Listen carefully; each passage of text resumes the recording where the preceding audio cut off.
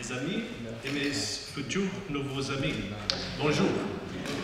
Je remercie l'organisation pour l'invitation pour cet événement qui me donne l'opportunité d'être à France pour seconde fois et à votre beau cité de Lille pour première fois. Alors, moi, je m'excuse, mais mon français non est suffisant pour la présentation. Alors, j'ai dû parler en portugais. Ça va? Alors, merci. Je vais vous parler sur ce sujet qui a de plus en plus d'importance concernant l'assistance religieuse dans les hôpitaux, le soutien religieux, les patients qui sont internés dans les hôpitaux. Et dans l'université Santo Amaro à laquelle je suis lié en ce moment, il y a déjà une post-graduation stricto sensu de maîtrise en sciences de la santé, et l'année prochaine, il y aura un doctorat en médecine populationnelle qui focalisera sur la longévité et inclura le domaine de santé et spiritualité. Nous développons déjà cette matière et nous allons vous apporter ici certains éléments que nous avons déjà réussi à développer dans d'autres institutions également. Cette présentation est inspirée sur ces deux phrases. Une qui est apparue au Moyen-Âge, mais a toujours été structurée par Trudeau, qui dit qu'il faut guérir parfois, soulager souvent, mais consoler toujours. Et une autre phrase de Samuel Goulter, américain du Nord, médecin, qui a fondé un centre d'oncologie aux États-Unis, qui a dit qu'il n'existe pas d'intérêt à guérir le corps si dans le processus nous détruisons l'âme. Dans ce sens, nous devons la rencontre entre la religion et la médecine, en vérité, c'est une retrouvaille, parce que jusqu'à il y a quelques siècles, la médecine au Moyen-Âge, où les soins de santé étaient donnés par des institutions religieuses, il y a eu une séparation. Et aujourd'hui, surtout à partir des années 1980, les études ont commencé à refaire le lien et à montrer l'importance de la spiritualité dans la santé. Et il y a donc eu un rapprochement qui se matérialise par des déclarations comme la suivante, par de l'OMS, qui dit que les patients et les médecins commencent à percevoir la valeur d'éléments tels que la foi, l'espérance, la compassion dans le processus de guérison. La valeur de ces éléments spirituels dans la santé et dans la qualité de vie ont amené une vision plus holistique de la santé qui inclut une dimension non matérielle. C'est ce qu'on voit de façon consolidée, très connue maintenant, mais qui reste encore un peu fragile lorsqu'on parle du patient interné, parce que ce patient, il est éloigné de ses bases de foi, des ressources communautaires, de sa routine quotidienne, justement au moment où il en aurait le plus besoin de ce support. Donc, les hôpitaux doivent chercher et garantir à leurs patients l'accès à toutes les ressources qui peuvent aider au rétablissement, à leur récupération, et qui peuvent le renforcer dans le processus du traitement médical. Et pour cela, beaucoup d'hôpitaux ont les aumôniers. Les aumôniers, qui sont des cléricaux ou laïcs, spécialement chargé par une organisation religieuse pour offrir les services pastoraux dans une institution comme un hôpital ou des prisons ou un hospice ou autre.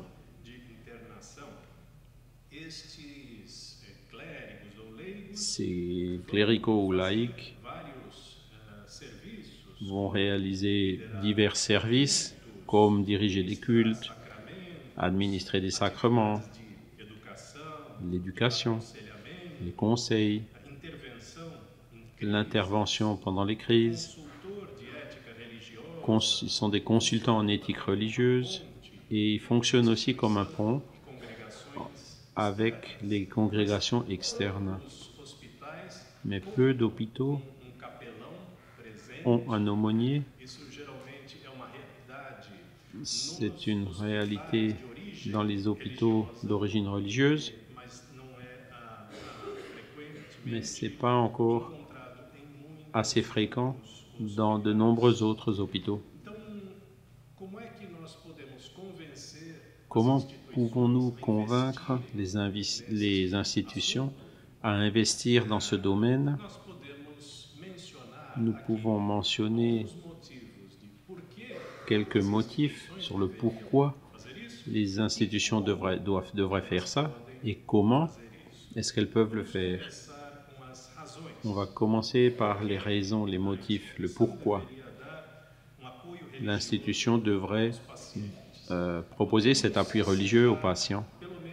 On peut citer au moins 5 raisons principales, 5 groupes de raisons, et on va voir après, une par une, la force qu'elles peuvent avoir dans cette argumentation. La première, c'est la connaissance qui montre la relation entre le bien-être spirituel et une meilleure santé. La seconde raison, c'est que l'appui religieux, c'est une norme de crédit, de qualité pour une institution de santé de la part de plusieurs organisations responsables pour certifier la qualité des hôpitaux. En troisième lieu, dans certains cas, le point de vue religieux, culturel du patient peut affecter la dynamique du traitement clinique. Le quatrième motif, c'est que les patients le souhaitent et le valorisent. Et en dernier lieu, les coûts sont réduits lorsque la qualité de vie du patient s'améliore avec cet appui religieux. Et on va donc voir ces items un par un. Le lien entre le bien-être religieux et spirituel et la santé a déjà été montré tout à l'heure par Giancarlo. Il y a de nombreuses recherches qui montrent que le bien-être religieux et spirituel est lié à de meilleurs paramètres de la santé physique et mentale. Ces patients qui peuvent bénéficier de cette ressource interne ont moins besoin des services de santé. Et elles ont généralement aussi un rétablissement plus rapide d'une maladie. Et aussi, comme Giancarlo l'a mentionné, il y a une plus grande longévité. Et rien que ça peut déjà justifier que les institutions de santé investissent dans un appui à ces besoins spécifiques. Il y en a d'autres aussi. C'est une norme de qualité pour les hôpitaux qui décrit comment est-ce que les hôpitaux traitent les besoins religieux, culturels de leurs patients. Par exemple, dans la Joint Commission américaine, il y a aussi d'autres institutions très ouvertes. pour que chacun puisse faire à sa manière, mais l'institution donc doit dire comment, quel est le protocole, quelle est la routine, où est-ce que c'est documenté. La Joint Commission, par exemple, demande à ce que l'hôpital offre un accueil qui respecte les valeurs et les croyances personnelles du patient. Il répond aussi aux demandes en lien avec les croyances spirituelles et religieuses. L'hôpital, donc, doit préciser ce qu'il fait dans ce sens, s'il veut avoir cette accréditation de qualité d'un organisme comme celui-ci. Le troisième motif, c'est que la vision religieuse du patient peut avoir une influence sur le traitement clinique et parfois aussi être, dans certains cas, un obstacle à ce traitement.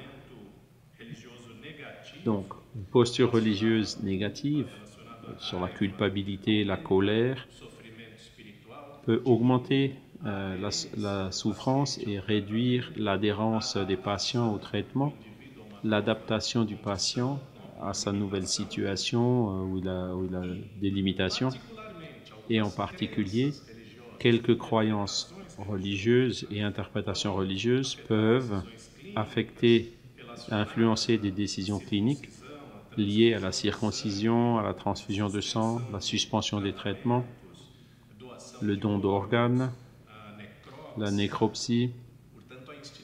Et donc, l'institution doit prévoir ces problèmes, anticiper ces problèmes et établir des routines et une structure pour pouvoir y faire face.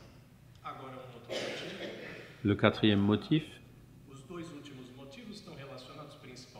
les deux derniers qu'on a cités, c'est donc plus lié à la gestion et aux finances. Les patients désirent un appui religieux et spirituel. C'est une étude de l'hôpital Mount Sinai à New York qui montre l'impact de la visite de l'aumônier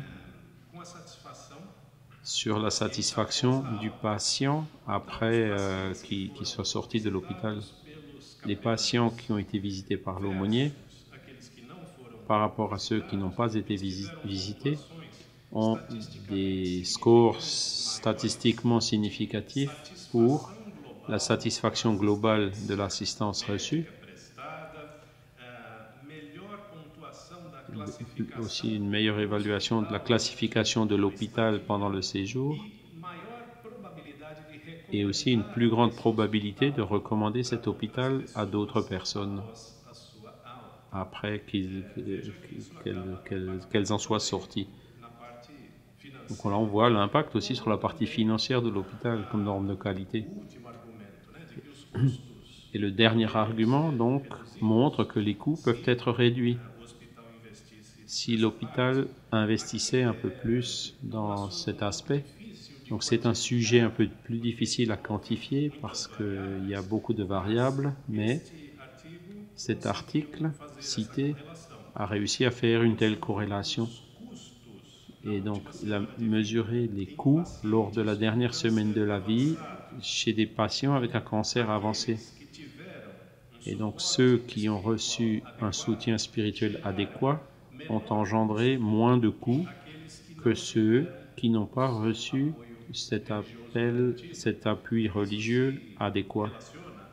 Et ça, c'est lié à l'utilisation de médicaments, la fréquence avec laquelle le patient appelle le personnel hospitalier, etc. Tout ce qui génère des coûts, qui a été pris en compte.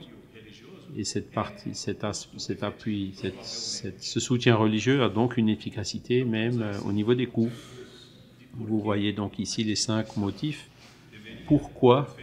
montrant pourquoi les hôpitaux devraient offrir cet appui. Et maintenant, l'institution peut aussi poser des questions. Comment comment réaliser cet appui? Et on va apporter quelques suggestions à ce sujet. Donc, cet appui peut se situer dans l'attention portée à la santé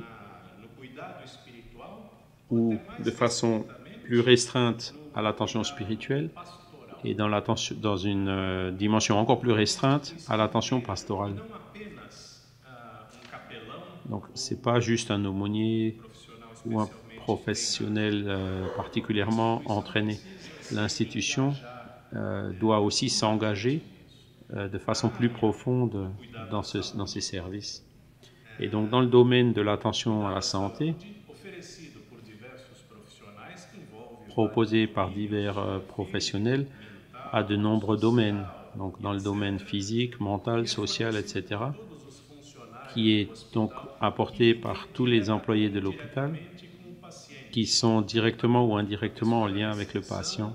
Donc, ça va depuis les personnels à la réception jusqu'aux médecins qui doivent savoir comment se comporter devant ces questions. Rappelant aussi que la santé, c'est plus que l'absence de maladie. La santé, c'est ces soins et cette attention intégrée qui doit être connue par tous les professionnels. Dans un domaine plus restreint, donc c'est l'attention aux besoins spirituels qui sont liés à des éléments transcendants de sens, de signification, de but, de connectivité, et qui sont distincts des nécessités émotionnelles, bien qu'il existe un lien entre ces besoins. Et on peut voir ici des rôles un peu plus réduits. Les besoins spirituels ne vont pas être complètement pris en compte, ou proposés par les médecins ou les assistants sociaux. Cet appui peut aussi être proposé par d'autres professionnels de santé ou même par quelques volontaires qui sont spécifiquement formés.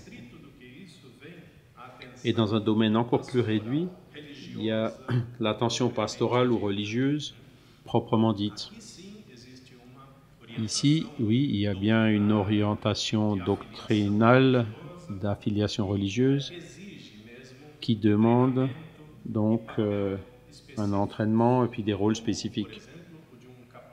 Par exemple, l'aumônier. Mais voyez que c'est la base de plusieurs autres actions qui peuvent déjà commencer dès l'arrivée du patient à l'hôpital. Et dans ces trois sphères, nous allons voir comment est-ce que l'institution peut procéder. Donc, en ce qui concerne l'attention à la santé, l'institution doit s'engager dans un programme étendu d'humanisation. Cette attention vis-à-vis des attentes religieuses ne doit pas être une chose juste,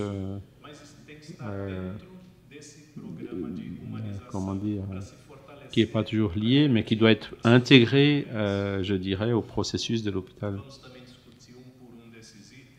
Et on va aussi donc développer un par un ces items. L'institution doit faire une formation religieuse rigoureuse de toute l'équipe et doit aussi assurer une congruence entre les croyances du patient et les soins qui sont offerts. Et donc ça, c'est dans le domaine du professionnel de santé ou administratif lié aux soins à ce patient. Le programme d'humanisation est important à garantir et cet appui religieux doit être continu. L'institution a plusieurs autres priorités, donc financières, d'investissement, nécessaires dans d'autres domaines. Souvent aussi, il y a le manque d'intimité. Il y a des infirmeries collectives où les professionnels de santé doivent penser à tous les patients dont ils s'occupent et donc il manque de temps. L'institution peut aussi avoir dans le passé des expériences négatives avec d'autres, avec certains leaders religieux ou des individus qui ont réalisé des activités inadéquates. Et tous ces obstacles doivent être surmontés par quelque chose qui vient du haut vers le bas. La direction fait face à cette cause et donc va faire de sorte que ces obstacles soient surmontés. Il y a aussi une formation formelle qui doit être réalisée donc de toute l'équipe. Un exemple simple, c'est ce que nous avons fait à l'hôpital Albert Einstein à Sao Paulo au Brésil, où nous avons fait un cours vidéo et aussi avec des présentations dynamiques, de forme de texte. Présentation de 10 minutes qui pouvait être vue depuis n'importe quel ordinateur de cette institution, qui permettait de préparer les professionnels et pour pouvoir comprendre et protéger les valeurs religieuses et spirituelles des patients. C'est tout ce que les professionnels de la santé devaient savoir. Et donc cette formation était obligatoire de tous les nouveaux professionnels de santé qui étaient embauchés dans l'institution. C'était quelque chose de simple, de rapide et qui a apporté de grands bénéfices et qui a fait une grande différence. L'hôpital, donc, offrant une congruence entre la croyance et les soins, il faut considérer de façon importante pour le patient le respect aux croyances et aux valeurs du patient, et même des petites choses. Il ne faut pas se focaliser uniquement sur le traitement de la santé. Il y a des petites concessions chaque fois que possible, par exemple. Par sa croyance religieuse, il peut avoir une préférence pour d'être soigné par un professeur qui a le même sexe que lui, du même genre. Ça peut pouvoir se faire juste c'est pas quelque chose de futile, c'est quelque chose qui peut être réalisé de façon simple et qui répond donc à quelque chose qui est très important pour le patient. Le patient peut aussi demander à consulter un leader religieux avant d'accepter un traitement. Ça, c'est aussi quelque chose qui est possible à faire, qui peut être réalisé. Il y a plusieurs choses donc qui impactent directement un professionnel de la santé dans cette attention clinique. Il y a aussi donc le soin spirituel, les besoins spécifiques, et on peut aussi citer quelques actions possibles. Par exemple, réaliser un triage religieux de routine fait par l'institution. Et aussi donc que ce soit clair pour chaque patient et pour les membres de sa famille que l'institution apporte ces genres d'initiatives et de soutien. Et la troisième dimension, c'est que l'institution peut mettre en place toute une infrastructure de soutien religieux. Le triage religieux de routine, c'est différent de la question que l'on fait normalement dans l'admission hospitalière. Donc on demande juste quelle est votre religion. C'est un formulaire qu'on peut demander au patient de remplir avec le patient et puis donc le garder dans les archives. Et donc ces routines peuvent assez facilement être additionnées aux routines déjà existantes, aux questions déjà existantes. Donc les questions sur quel est son système de croyance, l'affiliation, quel est son niveau de pratique ou d'observance religieuse, son degré d'orthodoxie et d'approfondissement, quel est l'engagement de ce patient dans sa communauté religieuse et quels rituels sont particulièrement importants pendant son hospitalisation.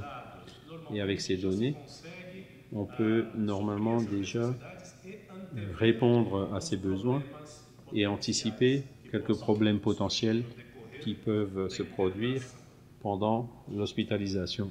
A instituição assegurar que dá cuidado, deixar isso claro para o paciente, né?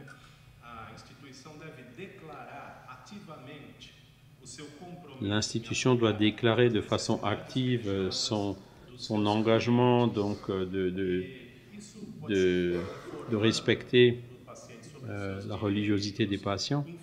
Donc elle peut informer les patients sur leurs droits et sur les ressources qui sont disponibles. Et je vous donne ici un exemple de l'hôpital dans lequel nous avons réussi à mettre en place un petit dépliant avec de nombreux autres dépliants qui vous dit qu'est-ce que vous devez savoir sur l'hypertension, la transplantation d'organes, etc. Et donc ces dépliants existent aussi sur qu'est-ce que vous avez besoin de savoir sur la spiritualité et la santé.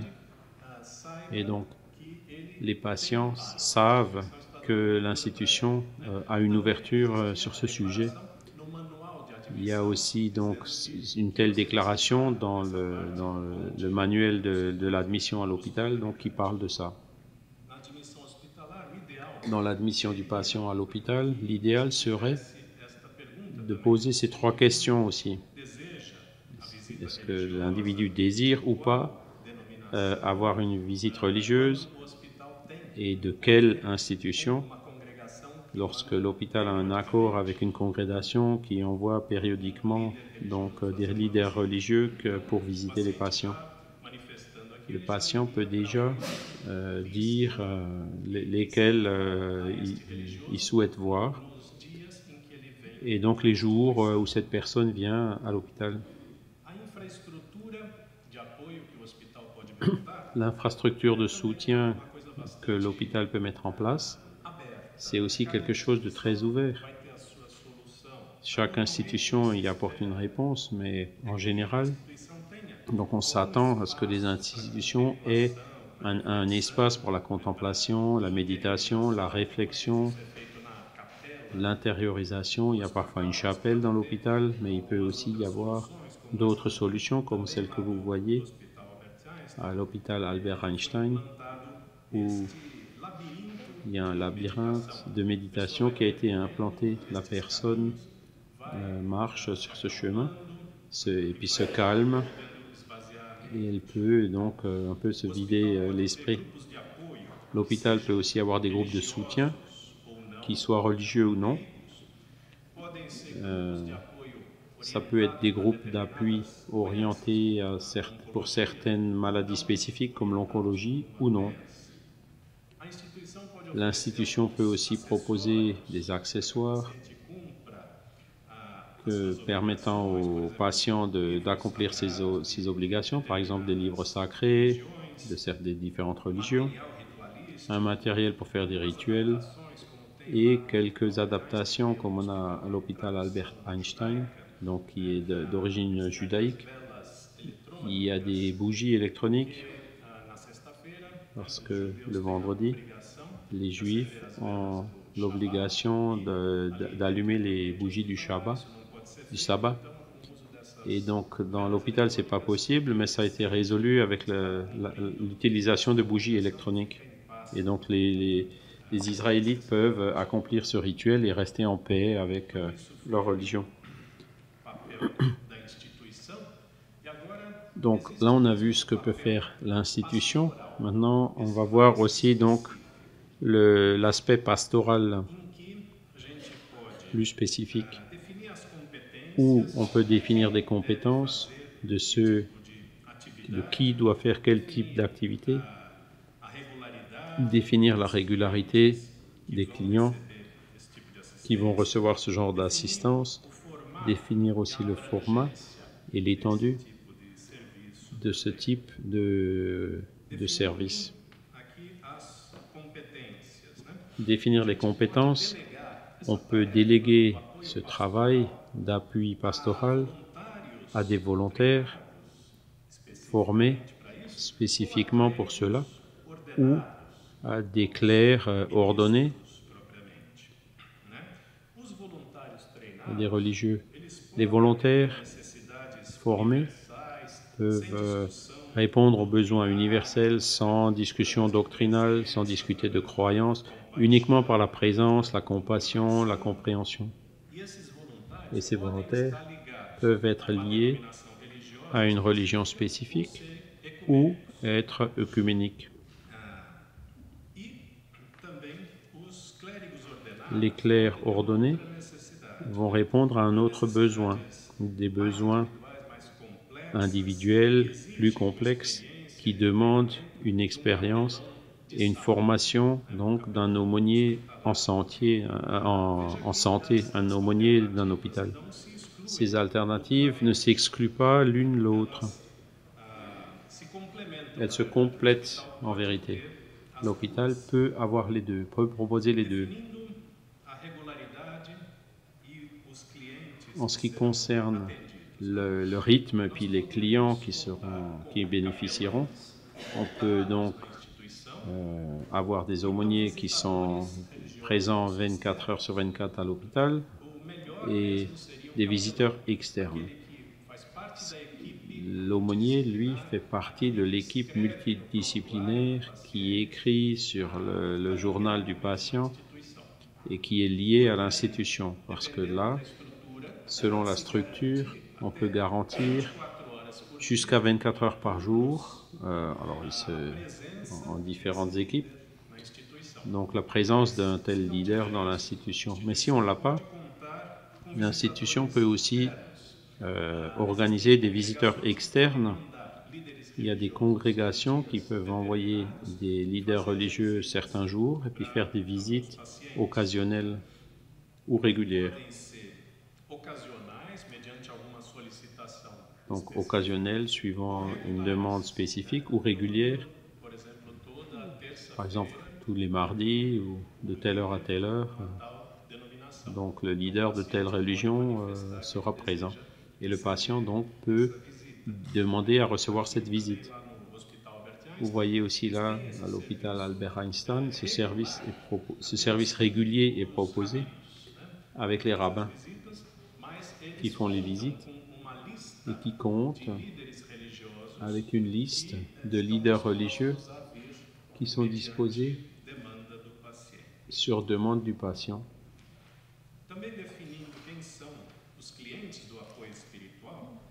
Alors, pour définir les clients de ce soutien spirituel, il faut toujours se rappeler d'abord du patient. Souvent, on se rappelle aussi de la famille et puis des soignants liés à ce patient. Mais plus difficilement, on pense aux professionnels de la santé qui ont aussi des besoins, leur travail est fatigant et qui auraient aussi besoin parfois de cet appui spirituel, de soutien spirituel. Et l'institution doit se rappeler de tous ces trois aspects et puis donc étendre cet appui aussi aux professionnels de la santé, c'est-à-dire porter attention à ceux qui portent attention. Et donc, si on veut bien traiter les patients, il faut aussi bien traiter ceux qui traitent des patients. En ce qui concerne le format et le contenu, il peut être défini par l'institution si ces interventions religieuses, ces visites ou de groupes d'appui peuvent être personnelles ou familiales. Les activités peuvent être individuelles ou dans de petits groupes. Et ça peut se réaliser donc dans l'infirmerie ou dans les unités de thérapie intensive ou dans l'ambulatoire ou aux urgences. C'est un peu plus difficile, mais ça peut aussi donc être étendu à tous ces secteurs.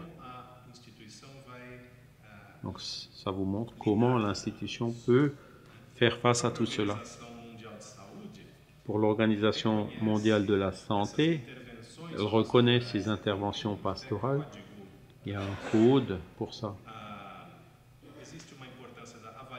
Il y a l'importance de l'évaluation. le leader religieux qui doit faire l'évaluation du bien-être spirituel, les besoins et les ressources de cette personne. Une autre, c'est l'administration, c'est la présence, le relationnel, l'écoute, l'accompagnement de l'individu. Il y a aussi l'activité de conseil, une consultation éthique, le soutien sur la croyance ou la pratique religieuse, les orientations doctrinales proprement dites.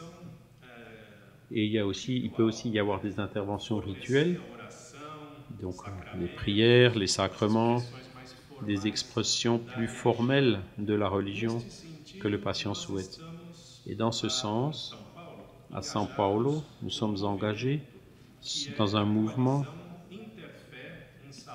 qui est la coalition interfoi en santé et spiritualité. Ce sont des professionnels de santé qui se réunissent avec des leaders religieux dans le sens de mieux comprendre l'interface entre la santé et la spiritualité, de suggérer des formes, de combler ces lacunes, de l'appui pastoral, principalement les patients internés, ceux qui ont le plus de besoin, de proposer des modèles pour surmonter les obstacles actuels. Et nous nous réunissons il y a déjà quelques mois, il y a déjà un séminaire donc, qui est fixé pour le mois de novembre, et à partir de là, il y aura des solutions qui seront proposées donc, pour échanger des expériences, et ainsi, on va évoluer dans le modèle d'expérience de santé. Le modèle ancien, qui était centré sur la maladie. L'hôpital, c'est comme un garage biologique. Le patient était là-bas pour être réparé, c'était un numéro. A changé, et de façon plus moderne, le soin, il est centré sur le patient, dans un processus d'humanisation, de reconnaissance de la personne. Et nous arrivons donc au processus de personnaliser donc, les besoins de la personne, ses besoins spécifiques. Et dans ce domaine, c'est là que l'appui religieux est fondamental. Je termine ma présentation avec un message que l'attention spirituelle n'est jamais trop petite, n'est jamais négligeable, n'est jamais superflue. Parce que même une petite flamme peut allumer une autre flamme, qui peut en allumer une autre, et donc apporter un scénario, une situation complètement différente. Et c'est avec ce message que je souhaite remercier à tous pour votre attention, et je reste à disposition pour toutes vos questions.